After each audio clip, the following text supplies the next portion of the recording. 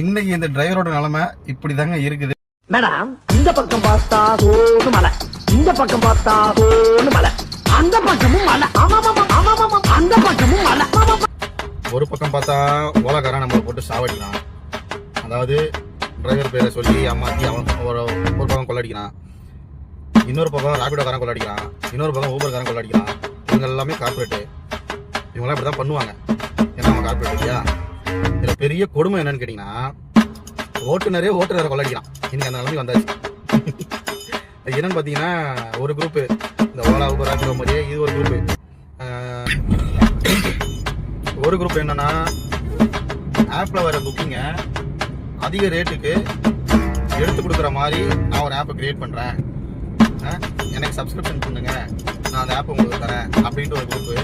இதெல்லாம் தாண்டி லெஜண்ட் ஒரு குரூப் கிடையாது, ஒருத்தர் தான்.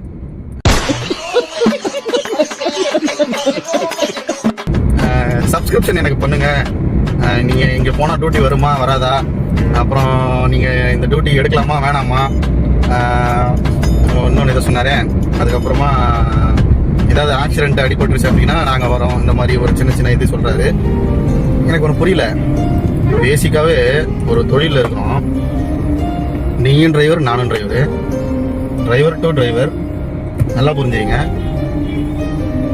இங்கே போனால் டியூட்டி வருமா வராதா, இல்லை இந்த டியூட்டி எடுக்கலாமா வேணாமா, அப்படி இல்லை வேற வேற இல்லை அடிபட்டுருச்சு நான் இங்கே நிற்கிறேன் கொஞ்சம் முடிஞ்சா வாங்க, இந்த மாதிரி சொல்கிறது எல்லாமே இயல்பாகவே நம்மளுக்குள்ளே இருக்கணும். ஏன்னா நம்ம ஒரு தொழில் செய்கிறோம்.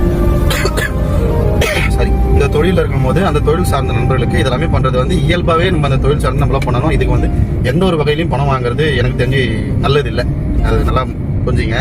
சரி, என்ன சொல்ல வரேன்னா, அதுக்கு ஒரு தாரகை மந்திரமும் இருக்கு.